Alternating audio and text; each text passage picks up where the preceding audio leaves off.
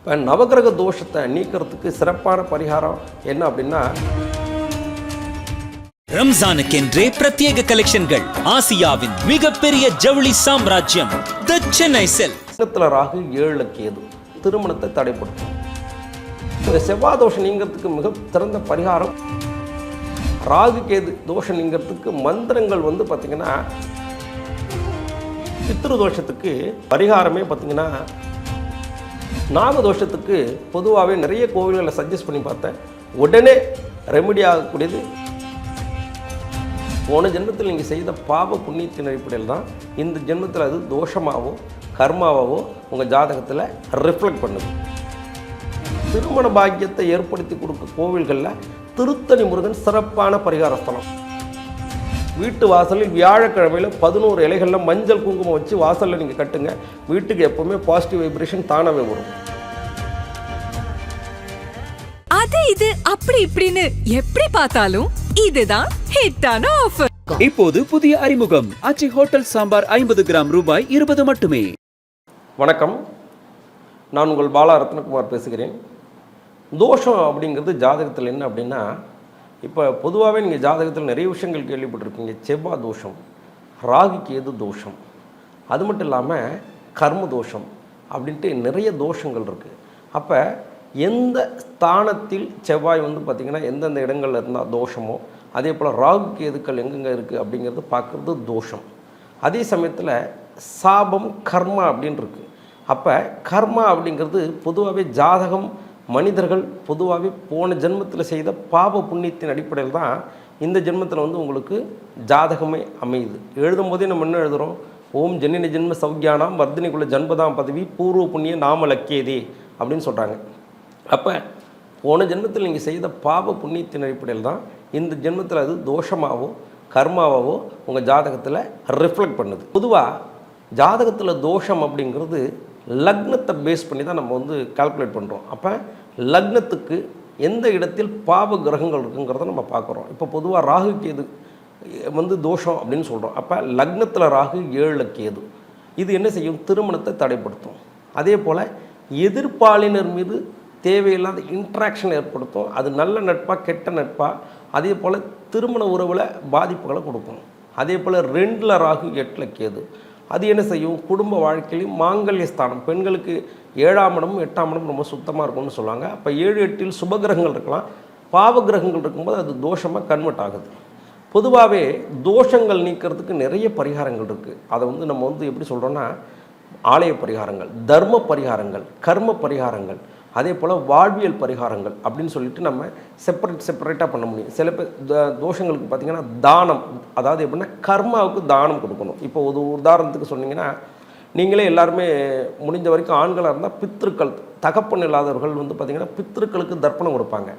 அந்த தர்ப்பணத்தினப்போ பொருட்களை தானம் கொடுத்தால், அரிசி, காய்கறி, பருப்பு, அதே போல் எண்ணெய் சட்டி தானம், எண்ணெய் தானம், பசுமாட்டு தானம் அப்படின்னு சொல்லிட்டு இதெல்லாம் தானமாக கொடுப்பாங்க. ஏன்னா தர்மத்தின் வழி செல்ல தான் கர்மத்தின் வழி குறையும். அப்போ கர்மாவை நீக்குவதற்காக கொடுக்கக்கூடியது தானம். அதே போல் புண்ணியத்தை சேர்க்கக்கூடிய விஷயங்களை கொடுக்கறது தான் தர்மம். அப்போ தர்மத்துக்கு பிரதிபலன் கிடையாது, தானத்துக்கு பிரதிபலன் உண்டு. பொதுவாகவே இந்த செவ்வாய் தோஷம் அப்படிங்கிறது பல பேர் நிறைய கான்ட்ரவர்சியான விஷயங்கள் வச்சுருக்காங்க. நிச்சயமாக செவ்வாய் தோஷம் பாதிக்குதானா, நிச்சயமாக நான் பார்த்த ஜாதகங்களில் செவ்வாய் தோஷம் மிகப்பெரிய அளவில் பாதிக்கப்படுது. காரணம் 7ஆம் இடத்திலோ 8ஆம் இடத்திலோ 2ஆம் இடத்திலோ. அப்போ பொதுவாகவே லக்னங்களுக்கு 2, 4, 7, 8, 12 செவ்வாய் இருந்தால் அதை செவ்வாய் தோஷம்னு சொல்கிறோம். சரி, இது எப்படி எந்த விதமாக பாதிப்பு ஏற்படுத்தும்னா, லக்னத்துக்கு 2ஆம் இடத்துல பெண்களுக்கு செவ்வாய் இருந்ததுன்னா செவ்வாய் தான் ஹார்ட்டுன்னு அர்த்தம், செவ்வாய் தான் ஸ்பீடுன்னு அர்த்தம். அப்போ குடும்ப உறவுகளுக்குள்ளேயும் கணவன் மனைவிக்குள்ளே என்னென்னா வார்த்தைகளில் டிஃப்ரென்ஷியேட் இருக்கும். அதாவது அவங்க ஏன்னு கேட்டால் ஏன் அப்படின்னு கேட்பாங்க. 4ஆம் இடம்னு சொல்லக்கூடியது சுகஸ்தானம். அப்போ ஒரு திருமண வாழ்க்கையில் ரொம்ப முக்கியமானது தாம்பத்தியம். அப்போ தாம்பத்திய வாழ்க்கையில் பிரச்சனை ஏற்படுத்தும். அதே போல் 7ஆம் இடத்தில் செவ்வாய் இருந்தால் கணவருடன் ஈக்குவலாக தனக்கு சமமான ரைட்ஸ் எதிர்பார்க்கும். அப்போ 8ஆம் இடத்தில் செவ்வாய் இருக்குது அப்படின்னா 8ஆம் இடங்கிறது பெண்களுக்கு மாங்கல்ய ஸ்தானம். அதே பார்த்திங்கன்னா கணவனுக்கு அது ஆவிர்பாவம். அப்போ அந்த விஷயத்தில் பிரச்சனை கொடுக்கும். 12ஆம் இடம்ங்கிறது அயன சயன போகஸ்தானம். அப்போ தாம்பத்தியம், கட்டில், சுகம் அப்படிங்கிறது 12ஆம் இடத்தில் இருக்கும்போது அங்கே சில கான்ட்ரவர்ஷியலான விஷயங்கள் நடக்கும்போது இது தோஷமாக கன்வெர்ட் ஆகுது. ஸோ இந்த செவ்வாய் தோஷம் நீங்கிறதுக்கு மிக சிறந்த பரிகாரம் முருகன் வழிபாடு. செவ்வாய்க்கு அதிபதினு சொல்லக்கூடிய முருகப்பெருமானை வழிபாடு பண்ணுறது. அதே போல் குங்குமம் வாங்கி கோவில்களில் தானம் கொடுப்பது. ஏன்னா ரெட் கலர் குங்குமம் வாங்கி தானமாக கொடுக்கறது, அதே போல் மாரியம்மன் கோவிலில் குங்குமம் வாங்கி தானமாக கொடுக்கறது ரொம்ப சிறப்பு. செவ்வாய் உங்கள் ஜாதகத்தில் ரொம்ப டிஃபிகல்ட்டாக இருக்குது, பாவர்களோட சேர்ந்து பார்த்திங்கன்னா உங்களுக்கு நிறைய தொந்தரவுகள் கொடுக்குதுன்னா 6 மாதத்துக்கு ஒரு முறையாவது நீங்கள் பிளட்டு டொனேட் பண்ணுறது ரொம்ப சிறப்பான வாழ்வியல் பரிகாரமாக இருக்கும். ராகு கேது தோஷம் நீங்கிறதுக்கு மந்திரங்கள் வந்து பார்த்திங்கன்னா ராகுக்குள்ள காயத்ரி மந்திரம் சொல்லலாம். இப்போ மக்கள் என்ன சொல்லுவாங்க, மந்திரம்லாம் ஜபம் பண்ண எனக்கு நேரம் இல்லை, எனக்கு டைம் வந்து ரொம்ப இல்லை அப்படிங்கிறவங்க என்ன செய்யலாம்னா, மகுடிக்கு மயங்காத பாம்பு இல்லை. அப்போ நாதஸ்வர இசையை யூடியூப் சேனலில் போட்டு கேட்டுக்கிட்டே நீங்கள் வேலை பார்க்கும்போது இந்த இசை காதில் ஒலிக்க உங்களுக்கு ராகு கேதுவால் ஏற்படக்கூடிய தோஷங்கள் பரிபூர்ணமாக நீங்கிடும். சரி, நான் ஆலயம் தான் போய் வழிபாடு பண்ணுவோம் அப்படிங்கிறவங்க, ராகு அப்படிங்கிறவங்க முஸ்லீம்ஸ் அப்படின்னு அர்த்தம். தர்கா வழிபாடுங்கிறது வியாழக்கிழமையில் செய்கிறது ரொம்ப சிறப்பு. அதே போல் வெளியில் இருக்கக்கூடியவங்க பார்த்தீங்கன்னா ராகு அப்படின்னா விடோ அப்படிங்கிற மாதிரி ஒரு அர்த்தம் இருக்குது. அப்போ விடோஸ் மாதிரி இருக்கக்கூடிய வெள்ளை பர்தா முறையை பயன்படுத்தக்கூடிய முஸ்லீம் லேடிஸ்க்கு வெளியே வந்து பார்த்திங்கன்னா காஃபி அப்புறம் வடை வாங்கி நீங்கள் தானமாக கொடுக்குறது ராகு கேதுக்கு சிறப்பான வாழ்வியல் பரிகாரமாக இருக்கும். சனி தோஷம் பொதுவாகவே ரொம்ப சனியோட காரகத்துவமே சிம்பிளிசிட்டி. சனி இருக்கக்கூடிய பாவத்தில் பார்த்திங்கன்னா நீங்கள் ரொம்ப எளிமையை கடைபிடிப்பது சிறப்பு. 2ஆம் இடத்துல இருந்தால் என்னால் எதுவுமே இல்லைங்க, எல்லாமே இறைவன் செயல். இப்போ 4ல் இருக்குன்னு வச்சுங்க, என் வீடு என்னங்க சாதாரண குடிசை வீடு, அவங்க மாளிகை வீட்டில் கூட இருப்பாங்க, சாதாரண வீடுங்க. 7ஆம் இடத்துல சனி இருந்தால் என் மனைவி போல் யாருமே இல்லையே அப்படின்னு பெருமை பேசாமல் என் மனைவி இருக்கிறத வச்சு சிறப்பாக வாழ்வா அப்படின்னு சொல்லணும். அப்போ 12ஆம் இடத்துல இருக்கும்போது என் வீடு பெரிய பங்களா வீடு அப்படின்னு வார்த்தைகளை பயன்படுத்தாமல் நான் பாருங்கள் அடிக்கடி வாய்ப்பு கிடைக்கும் போதெல்லாம் ஃபாரின் போயிட்டு வரேங்க, ஏதோங்க என்னால் முடிஞ்சது அப்படிங்கிற மாதிரி எந்த இடத்துல அந்த பாவத்தில் சனி பகவான் இருக்கோ அந்த பாவத்தில் தன்னுடைய வார்த்தைகளில் ரொம்ப எளிமையாக இருந்தால் அந்த சனி பகவானுக்கு ரொம்ப பிடிக்கும். சனிக்கு சிறந்த பரிகாரம் ஆலய வழிபாட்டை விட சனி வந்து பார்த்திங்கன்னா மக்கள் தொடர்புன்னு அர்த்தம். அப்போ பேசிக் லேபர்ஸ்ன்னு சொல்லக்கூடிய அடிப்படை தொழிலாளிகள் இருக்காங்க இல்லையா, ரோடு கூட்டுறவங்க, டாய்லெட் க்ளீன் பண்ணுறவங்க, அதே போல் நீங்கள் நிறைய பேர் ஹோட்டலில் சாப்பிட்றீங்க, ஹோட்டலில் டேபிள் க்ளீன் பண்ணுறவங்க, அழுக்கை சுத்தம் செய்யக்கூடிய அனைவருமே சனியோட ஆதிக்கம். அப்போ அவங்களுக்கு நீங்கள் எப்போவுமே ஒரு காபி குடித்தா கூட 10 ரூபா யாசகமாக போடுறத விட உங்களோட உழைப்புக்கான சன்மானம்னு கொடுத்து பாருங்கள், உங்கள் சனியால் ஏற்படக்கூடிய தோஷங்கள் பரிபூர்ணமாக நிவர்த்தி ஆகிடும். பித்ரு தோஷத்துக்கு பரிகாரமே பார்த்திங்கன்னா தர்ம பரிகாரமும் கர்மா நிவர்த்தி பரிகாரம் அப்படின்னு 2 பரிகாரங்கள் இருக்குது. நீங்கள் என்னதான் இருந்தாலும் இதோட தாக்கத்தை குறைக்கலாமே தவிர இதை ரிமூவ் பண்ண முடியாது. அப்போ பித்ருதோஷம் பரிபூர்ணமாக நீங்கன்னா காசியில் பரிகாரம் செய்வது சிறப்பு. காரணம் என்னென்னா, காசியில் மட்டும்தான் ஈசனே வந்து பார்த்திங்கன்னா பிணத்தை எரிக்கும் பொழுது அம்பாள் தன் மடியில் வச்சு அந்த பிண்டத்தை எரிக்கிறான். அது மட்டும் இல்லாமல் காசியில் இறந்தால் மட்டும் முக்தி இல்லை, காசிக்கு சென்றாலே முக்தி. அப்போ ஏன் அப்படின்னா அங்கே வந்து பார்த்திங்கன்னா இங்கே நம்ம இந்த டிவைனுக்கும் காசியில் இருக்கக்கூடிய டிவைனுக்கும் இறையாற்றலுக்கும் நிறைய டிஃப்ரென்ஸ் இருக்குது. நாம் எதெல்லாம் பயன்படுத்துகிறோமோ அவங்க அப்படியே ஆப்போசிட்டாக பயன்படுத்துவாங்க. காரணம் என்னென்னா அந்த ஏரியாவில் என்ன சிறப்புன்னா சந்திரனுக்கு பிரதானமாக கொடுத்த இடம். அப்போ ஏன் அப்படின்னா சூலத்தால் சிவபெருமான் என்ன செய்கிறார் அப்படின்னா தன்னோட சூலத்தால் ஓடக்கூடிய கங்கையை இந்த பக்கம் ரிவர்ஸில் 8 கிலோமீட்டர் இழுக்கிறார். அப்போ 8ங்கிறதே பார்த்திங்கன்னா சந்திரன், அதாவது சனிக்குள்ளது, அங்கே ஓடுறது கங்கை. சனிச்சந்திரன் தான் புணர்ப்பு தோஷம். அப்போ பித்ருக்களால் ஏற்படக்கூடிய தோஷங்களை பரிபூர்ணமாக நிவர்த்தி பண்ணால் இவங்க காசி போயிட்டு பரிகாரம் பண்ணுறது சிறப்பான பரிகாரமாக இருக்கும். நாகதோஷத்துக்கு பொதுவாகவே நிறைய கோவில்களை சஜஸ்ட் பண்ணி பார்த்தேன், உடனே ரெமிடி ஆகக்கூடியது நம்ம தமிழ்நாட்டில் இருக்கக்கூடிய ஆந்திராவில் இருக்கக்கூடிய ஒரு கோவிலும் கேரளாவில் இருக்கக்கூடிய 2 கோவில் பற்றி சொல்கிறேன்.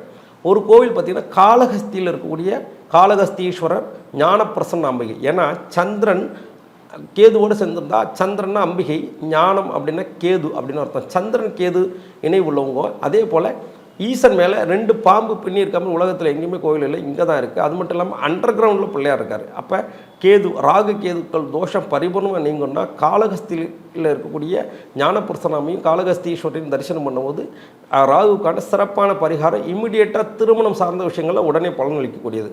அது மட்டும் இல்லாமல் கேரளாவில் இருக்கக்கூடிய மன்னார் சாலா, இங்கே வந்து 1.5 லட்சம் பாம்பு இன்னும் உயிரோடையே இருக்குது. அங்கே பார்த்திங்கன்னா பெண் நம்பூதிரிகள் தான் பூஜை பண்ணுறாங்க. எல்லாமே ராகு கேது விஷயமாகவே இருக்கும். அங்கே பார்த்திங்கன்னா தம்பூராலாம் வாசிப்பாங்க. டோட்டலாகவே ராகு கேதுக்கு ஒரிஜினலாகவே பூஜை பண்ணக்கூடிய இடம் கேரளாவில் இருக்கக்கூடிய மன்னார் சாலா. இது ஆயில்ய நட்சத்திரத்துக்குள்ள கோவிலும் கூட.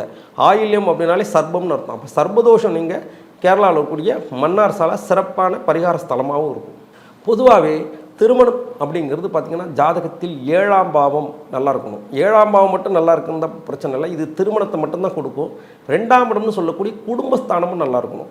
குடும்பஸ்தானம் மட்டும் நல்லா இருந்தால் போதாது, சுகஸ்தானம்னு சொல்லக்கூடிய 4ஆம் இடமும் நல்லா இருக்கணும். அப்போ சுகமாக இருக்கிறது முக்கியம் இல்லை, கணவன் மனைவியோட தாம்பத்தியம் சிறப்பாக இருக்குன்னா 12ஆம் இடமும் ரொம்ப முக்கியம். அப்போ திருமண பாக்கியத்தை ஏற்படுத்தி கொடுக்க கோவில்களில் திருத்தணி முருகன் சிறப்பான பரிகார ஸ்தலம். காரணம் என்ன, அறுபடை வீடுகளில் வள்ளி தேவசேனா சுப்பிரமணிய சுவாமியோட திருமண காட்சி கொடுத்த இடம் திருத்தணிகை, தன்னுடைய கோபம் தணிந்து இருந்த இடம் திருத்தணி முருகன் கோவில். அப்போ திருத்தணி முருகன் கோவில் திருமணத்தை ஏற்படுத்தி கொடுக்கறதுல ரொம்ப சிறப்பான பரிகார ஸ்தலமாக இருக்கும். இப்போ கல்வி அப்படிங்கிறது வேறு பாவம், தொழில் அப்படிங்கிறது வேறு பாவம். கல்வி அப்படிங்கிறதுனா கல்வியிலே நிறைய டிஃப்ரென்ஷியேட் இருக்குது. அப்போ 2ஆம் பாவம் ஸ்கூல் படிப்புன்னு சொல்கிறோம்.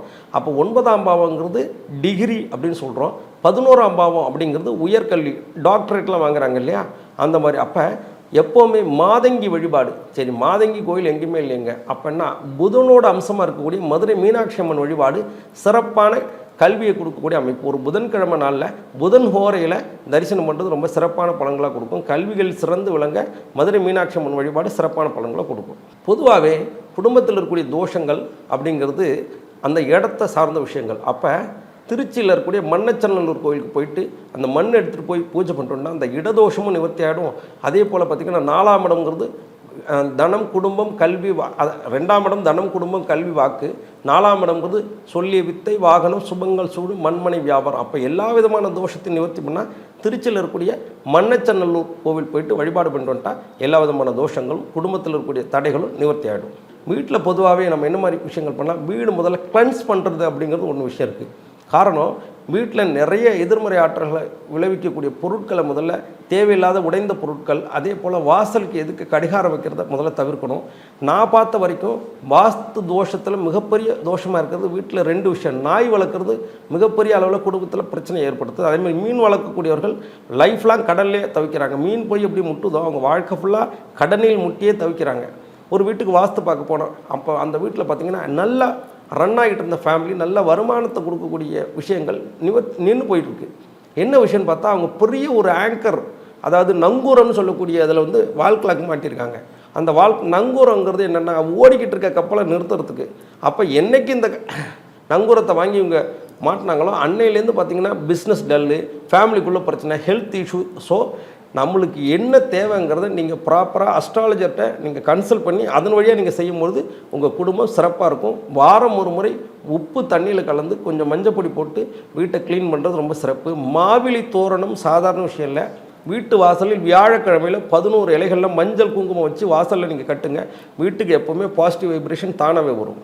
இப்போ நவகிரக தோஷத்தை நீக்கிறதுக்கு சிறப்பான பரிகாரம் என்ன அப்படின்னா, சிம்பிளாக யாகம் ஹோமம் அப்படி பண்ணுறதை விட நவதானியத்தை வாங்கி ஊற வச்சு அதை பசுமாட்டுக்கு கொடுக்கும்போது நவகிரகத்தால் ஏற்படக்கூடிய தோஷங்கள் பரிபூர்ணமாக நிவர்த்தி ஆகிடும்.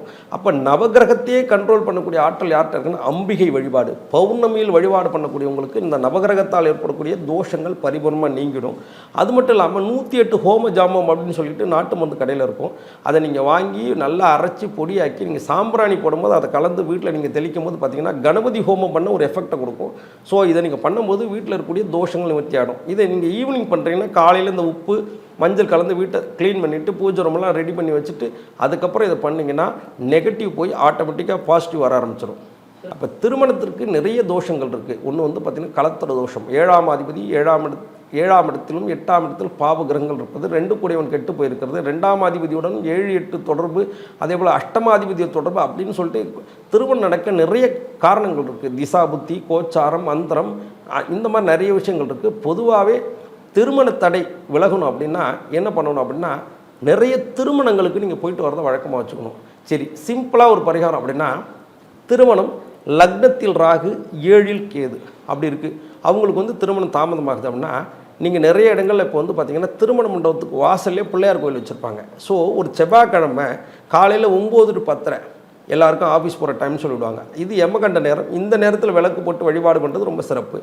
முடியாதவர்கள் செவ்வாயை போல் கேது அப்படிங்கிறதுனால செவ்வாய்க்கிழமை இரவு 8 to 9 அந்த பிள்ளையாருக்கு ஒரு முடிஞ்சால் ஒரு சூடம், முடிஞ்சால் ஒரு கற்பூரம், எதையாவது ஒன்று ஒரு அருகமுள்ளாது வாங்கி வச்சு வழிபாடு பண்ணுறாங்க. இந்த திருமணத்தால் ஏற்படக்கூடிய தடைகள் பரிபூர்ணம் நிவர்த்தி ஆகிடும். தோஷ பரிகாரம் செய்கிறதுக்கு என்ன காலம் சிறப்பு அப்படின்னா அது தோஷத்தை பொறுத்து. இப்போ ராகுவுக்கு செய்யக்கூடிய பரிகாரங்கள் அனைத்துமே சனிக்கிழமையில் செய்கிறது ரொம்ப சிறப்பு. கேதுவுக்கு செய்யக்கூடிய பரிகாரங்கள் அனைத்துமே செவ்வாய்க்கிழமையில் செய்கிறது சிறப்பு. ஏன்னா ராகுவை போல் சனியை போல் ராகு, செவ்வாயை போல் கேது, இதுவே சிறப்பான பரிகாரம். பொதுவாகவே பரிகாரங்கள் செய்கிறதுக்கு ரொம்ப சிறப்பான நாள் அப்படின்னு பார்த்தீங்கன்னா திதியில் பார்த்தீங்கன்னா பௌர்ணமியும் அமாவாசையும். காரணம் இதுதான் நியூட்ரல் அப்படிங்கும்போது இந்த நாட்கள் பண்ணக்கூடியது ரொம்ப சிறப்பு. அம்பிகை வழிபாடாக இருந்தால் இரவு நேரங்களில் பூஜை பண்ணுவது, 6 மணிக்கு மேலே பண்ணுறது சிறப்பு. சிவ வழிபாடாக இருந்தால் பகலில் செய்வது சிறப்பு. இப்போது ஒவ்வொரு கிரகங்களுக்கும் அதிதேவதை அப்படின்னு ஒன்று இருக்குது. இப்போ சனிக்கு அதிதேவதைன்னு சொல்லக்கூடிய பைரவர் வழிபாடு சிறப்பான பலன்களை கொடுக்கும். அதே போல் குரு வழிபாட்டுக்கு சிறப்பான பரிகாரமாக இருக்கிறது முருகப்பெருமான் வழிபாடு. திருச்செந்தூரில் இருக்கக்கூடிய முருகன் வந்து குரு வழிபட்ட ஸ்தலம். அது மட்டும் இல்லாமல் குருவோட பிளெஸிங்ஸ் பரிபூர்ணமாக கிடைக்கணும் அப்படின்னா நீங்கள் திருச்செந்தூர் முருகன் வழிபாடு சிறப்பான பலன்களை கொடுக்கும். அதே போல் ஒவ்வொரு கிரகத்திற்கும் ஒரு அதிதேவதை இருக்குது. புதன்னா பெருமாள் வழிபாடு ரொம்ப சிறப்பு. இதே வாழ்வியல் பரிகாரத்தை நீங்கள் செய்யணும். திருநங்கைகளுக்கு உங்களால் முடிஞ்ச தானம்.